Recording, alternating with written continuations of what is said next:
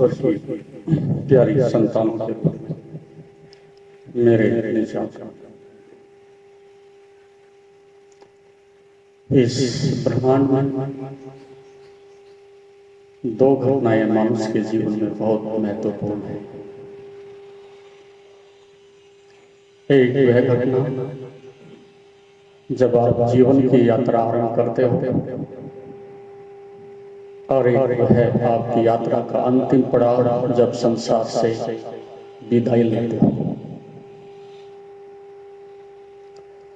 और प्रथम ही अंतिम से जुड़ा है और अंतिम प्रथम से जुड़ा है। अतीत से जो यात्रा करके आप आए हो, पिछले जन्मों से अनेक अनेक वर्षों से यात्रा करके आए हो, वह आपके जन्म के साथ आपकी आंख खुलने के साथ साथ आपके पथ पर आपके जीवन को किस दिशा में ले जाना है, किन सुख और दुखों के मध्य में से रास्ता निकलना है, पाप और पुण्य की किस प्रकार की गति आपके जीवन की होनी है, वह अतीत का बहुत बड़ा हिस्सा जन्म के साथ ही विकसित होना आरंभ हो जाता है। जैसे बीज में अंकुर आते हैं तो उसकी पत्तियां, उसके फूल, उसके रंग सभी कुछ दृष्टिगोचर होते हैं। उससे पहले बीज रखा था घर में, लेकिन कुछ दिखाई नहीं पड़ता था। तो कर्म बीज की भांति है, और जैसे ही शरीर मिलता है, अर्थात शरीर की भूमि मिलती है, विकसित होकर कर्म की फसल तैयार हो जाती है। लेकिन एक बात याद रखें, जन्म की दृष्टि से पेड़ पौधे, पशु पक्षी, जानवर सब एक तरह से ही आते हैं। जन्म की दृष्टि से सब एक ही पायदान पर है, और एक बात में मनुष्य सबसे पीछे है। एक पौधा जब पैदा होता है तो पूर्ण पैदा होता है, एक जानवर जब पैदा होता है तो पूर्ण पैदा होता है, एक पक्षी जब जन्म लेता है तो पूरा का पूरा ही पैदा होता है, जन्म लेता है। उसे बाहर से कुछ भी लाने की जरूरत नहीं, न धर्म, न शिक्षा, न संस्कृति, न चिकित्सा, कुछ भी नहीं चाहिए। वो जो कुछ लेकर के आया है अपने आप में पूर्णता से पैदा होता है। लेकिन मनुष्य एक ऐसा प्राणी है इस पृथ्वी पर जो अधूरा जन्मता है, और जब तक वो अधूरा रहेगा, अतृप्त रहेगा, प्यासा रहेगा, दुखी रहेगा, संतप्त रहेगा, बंधन में रहेगा, और बराबर इस बात के लिए प्रतीक्षा करेगा, प्रयास भी करेगा कि कहीं ठहराव मिल जाए, कहीं तृप्ति मिल जाए। ये मनुष्य के साथ एक प्यास अनंत काल तक बने ही रहेगी, जब तक कि आप पूर्णता को उपलब्ध नहीं होते। लेकिन आप में से अधिकांश अधूरे पैदा होते हैं, अधूरे ही बड़े होते हैं, और अधूरे होकर के संसार से चले जाते हैं। ये मनुष्य की सबसे बड़ी पराजय है, सबसे अधिक दुखद है। इसलिए जिस दिन आप सीढ़ी के नीचे के पायदान पर जहां खड़े थे, मृत्यु के समय पर भी आप वहीं होंगे। ये जीवन की पराजय है। ऐसा हुआ कि एक उत्सव के समय, होली के अवसर पर कुछ युवकों ने गांव में मनोरंजन के लिए भांग का नशा कर दिया, और नशा इतना अधिक था कि उनको पता भी नहीं अब हमें क्या करना है। उस नशे की हालत में कुछ युवकों ने कहा कि चलो नदी में जाकर के विहार करते हैं, मनोरंजन करते हैं। पास में गांव पे नदी थी, वो युवक चले गए, नदी में सवार हो गए, नशे में धूत थे, कुछ पता नहीं था कहाँ क्या है। चप्पू उठाया और जिसके हाथ से जो हुआ वो करते रहा। रात रात चप्पू चलाते रहे, नाव चलाते रहे। सुबह तक नशा उतरा, उनको हड़बड़ाहट हुई कि कितने किलोमीटर कितने दूर निकल आए होंगे, रात भर से हम नाव खे रहे। लेकिन जब देखा तो नाव कहीं नहीं गई, नाव वहीं खड़ी है, क्योंकि नाव के रस्से तक से बंधे हुए हैं। रात भर परिश्रम किया, रात भर नाव चलाई, लेकिन सुबह पता चला कि नाव कहीं नहीं गई। ठीक वही स्थिति तुम्हारे जीवन की है कि तुम जीवन भर दौड़ते हो, परिश्रम करते हो, और अंतोगत पता चलता है कि जहां हम जन्म की अवस्था में थे, अबोध, संतप्त, दुखी, रोते हुए, बिलखते हुए, ऐतरत, ऐसा है, वैसी स्थिति में हम मरते समय हैं। इसकी सबसे बड़ी पीड़ा मनुष्य सदा अनुभव करता है। कोई क्षण ऐसा नहीं, कोई दिन ऐसा नहीं जिसमें कि आप अपने को असहाय ना समझते, असुरक्षित ना समझते, अपने कहीं ना कहीं शरीर में बीमारी और मन में दुख अनुभव ना करते। और जब तक तुम्हारे जीवन में ये बीमारी और दुख और ये प्यास, ये अधूरापन बना रहेगा, उतने तक तुम्हारा जीवन ऐसे ही उस नाव की भांति ही बना रहेगा। परिश्रम करेंगे लेकिन पहुंचेंगे कहीं नहीं। तो जन्म और जीवन दोनों एक नहीं होते, जीवन और दुखों से मुक्ति दोनों एक नहीं होते। ये पड़ाव है, जन्म, जीवन और दुखों से मुक्ति। तीन पड़ाव से जब आप गुजरते हो तब जीवन का उत्सव है, तब जीवन का लक्ष्य है, तब जीवन की सार्थकता है। तो जन्म हो जाना, जन्मदिन मना लेना ही पर्याप्त नहीं है।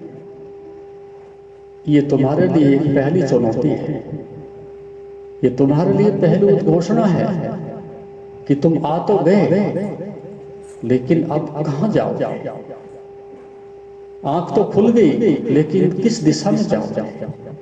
पैर तो चलने लगे हैं, लेकिन किधर ले जाएंगे? ये जन्म के साथ ही एक चुनौती तुम्हारे साथ जुड़ती है।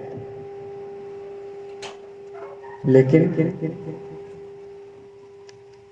जन्म अकेला नहीं, संसार अकेला नहीं, मृत्यु अकेले की नहीं। यहां संसार में सब साझा है। जब एक बच्चा जन्मता है तो उसके जन्मने के साथ साथ सबसे बड़ी जो उत्तरदायित्व है, जिम्मेदारी है, वो माता पिता की है। क्योंकि उसको नहीं पता कि मैंने क्या देख लिया है, अपूर्ण पैदा हुआ है, अधूरा पैदा हुआ है। उसे नहीं पता कि मुझे क्या सोना है, उससे नहीं पता कि मुझे क्या खाना है। वो सब माता पिता पर, समाज पर, शिक्षा पर, संस्कृति पर निर्भर करता है। इसलिए ये बात बहुत अधिक महत्वपूर्ण है। बच्चे उदास हो जाएं, असफल हो जाएं, बीमार हो जाएं,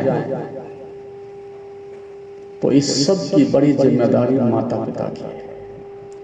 आज न कल यदि विज्ञान विकसित होगा अध्यात्म का, तो बच्चे को कम और माता पिता को अधिक दोषी ठहराया जाएगा। क्योंकि जैसे बच्चे की आंख खुलती है, यदि माता पिता उत्सव मनाते दिखाई पड़ते हैं, हंसते भी दिखाई पड़ते हैं, प्रेम करते दिखाई पड़ते हैं, त्याग और प्रेम से जीते दिखाई पड़ते हैं, तो कोई कारण नहीं बचता कि बच्चा उनसे बाहर चला जाए। बच्चा उन्हीं का अनुसरण करेगा जो उसके आसपास घटित हो रहा है। बच्चे बिगड़ गए हैं तो निश्चित रूप से माता पिता बिगड़े होंगे। बच्चे बीमार हैं तो निश्चित रूप से माता पिता बीमार रहे होंगे। बच्चे मंद बुद्धि हैं तो निश्चित रूप से माता पिता मंद बुद्धि रहे होंगे। बहुत बड़ी भूमिका है माता पिता की। इसलिए अतीत में ऋषियों ने इस प्रकार का आयोजन किया था कि यहाँ हर किसी को संतति पैदा करने का अधिकार ही नहीं था। और आप देखेंगे अतीत में लौट करके कौरव और पांडव का इतिहास देखेंगे। पांडव जब बीमार हुए, उनके पिता रुग्ण हुए, जॉन्डिस से शिकार हुए, तो उसने अपनी संतति पैदा करने में सामर्थ्य न समझते हुए वो सभी संतान दूर से अलग अलग कहीं ऋषियों से आई संतान है। उस समय हमने ऐसी व्यवस्था की थी कि हमने मच्छर मक्खी पैदा नहीं करना, जो कुछ भी आए वो श्रेष्ठतम आए, यूनिक आए, अद्वितीय आए और समाज में कुछ अपने जीवन के प्रकाश को फैला करके जाए, कुछ अपने नृत्य को, आनंद को, सुगंध को फैला करके जाए। यहाँ मुर्दों की जरूरत नहीं है, भेड़ बकरी की जरूरत नहीं है, रोते हुए चेहरों की जरूरत नहीं है, भिखमंगों की जरूरत नहीं है। यहाँ सम्राट उत्सव मनाते हैं, आनंद मनाते हैं, एक दूसरे को प्रेम करते हैं। ऐसा हमारी संस्कृति में पहले से ही आयोजन रहा कि जो श्रेष्ठतम है हम आंख खुलते उनके हाथ में दे दें तो निकृष्ट से मुक्ति हो जाएगी।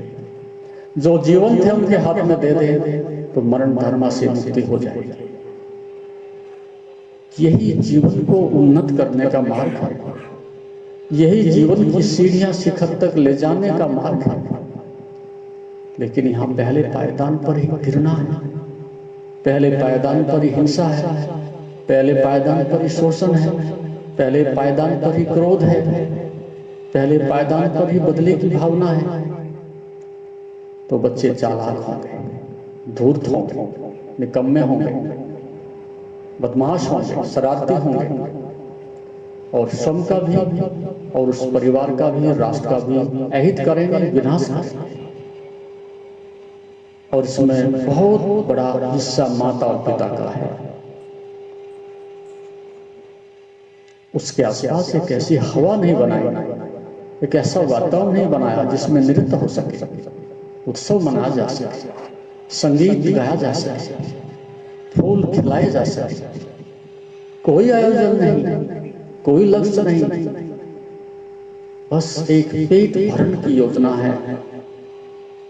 मकान, नौकरी और भोजन, जीवन लीला समाप्त हो जाती है। आप ही सोचो, आपने अपने माता पिता होने के नाते बच्चे के लिए क्या आयोजन किया है? क्या ऐसा वैज्ञानिक आधार आपने तैयार किया है? क्या इस प्रकार की प्रक्रिया आपने अपनाई है कि उसकी जिंदगी में चार चांद लगे, उसकी जिंदगी बिना पतवार की नौका ना हो, एक लक्ष्य की ओर दौड़ती हुई एक तट से दूसरे तट पर जाने में सक्षम हो, उसके स्वास्थ्य का ध्यान रखा जा सके, उसके अच्छे संस्कारों को बनाया जा सके, उसकी प्रतिभा को निखारा जा सके, उसके जीवन में संगीत का, नृत्य का प्रादुर्भाव हो सके।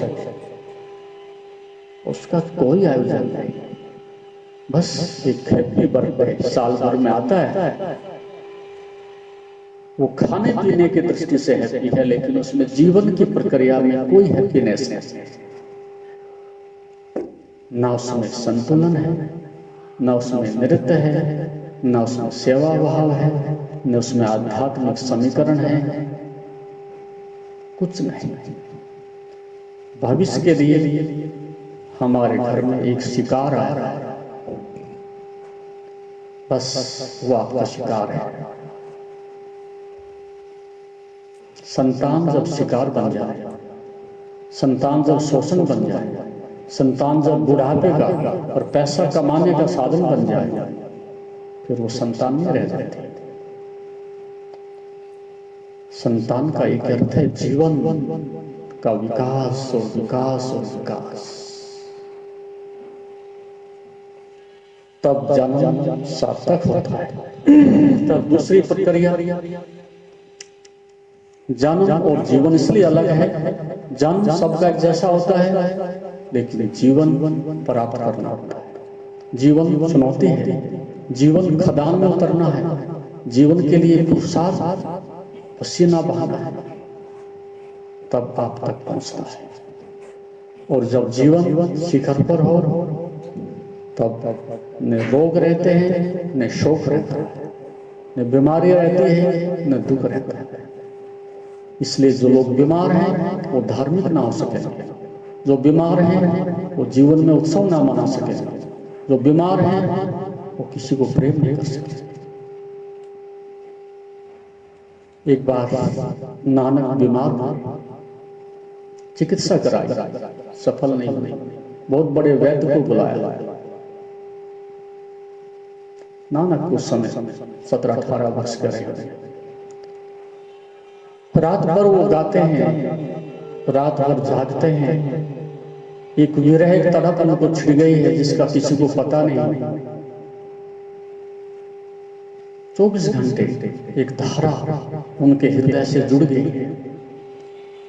और घर वाले चिंतित हैं, समय पर खाता नहीं, किसी से मिलता नहीं, बोलता नहीं, चुपचाप पड़ा रहता है, बीमार हो गया। नानक हंसे और उन्होंने वैद्य से कहा कि इस नाड़ी में क्या रखा है, ये रोग तो दिल का है, तुम नहीं समझ सकोगे।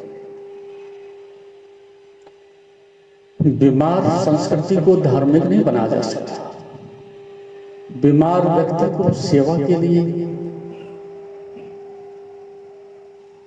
परोपकार के लिए,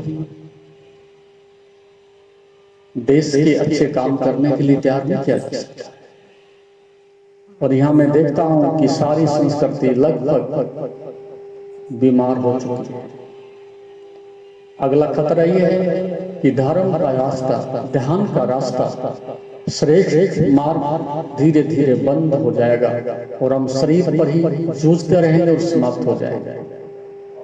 शरीर से कुछ शक्ति बचे, शरीर से अतिरिक्त कुछ हमारे हाथ में हो तो उसे ध्यान में लगाया जा सकता है, नृत्य में लगाया जा सकता है, संगीत में लगाया जा सकता है, विज्ञान की खोज करने में लगाया जा सकता है। लेकिन शरीर ही संघर्ष कर रहा है, शरीर ही टिमटिमाती मोमबत्ती की तरह से दुआ मांग रहा हो, प्राणों की भीख मांग रहा हो, तो यहाँ कौन उत्सव मनाएगा, कौन खोज करेगा? इसलिए बीमार आदमी का धार्मिक होना लगभग असंभव है और हम बहुत अधिक बीमार हो चुके हैं। तो शरीर से मुक्त होना, स्वास्थ्य का होना पहला जरूरी है। हम स्वस्थ हो तो ही हमारा मन स्वस्थ होगा, तो ही हमारा विचार, हमारी ऊर्जा हमें स्वस्थ करके उस जीवन की खोज की ओर ले जाएगा। तो ये बात ध्यान रखें कि जीवन का विकास करना है और उस विकास में सबसे पहली प्राथमिकता बात होगी आपके हृदय का विकास, आपकी भावनाओं का विकास, आपके स्वाभाविक जीवन का विकास, आपके जीवन के संगीत का विकास। तब आप जीवन के आंतरिक रहस्य को जानने में सक्षम होंगे। जीवन कोई मैथमेटिक्स नहीं है, कोई गणित नहीं है, कोई कविता नहीं है। जीवन एक रहस्य है, मिस्ट्री है, जिसको आपको देखना भी होगा, समझना भी होगा और उसके लिए कीमत भी चुकानी पड़ेगी। अन्यथा आप जहां पैदा हुए थे, जहां जन्म हुआ था वहीं खड़े रहोगे और अंत में वहीं समाप्त हो जाओगे।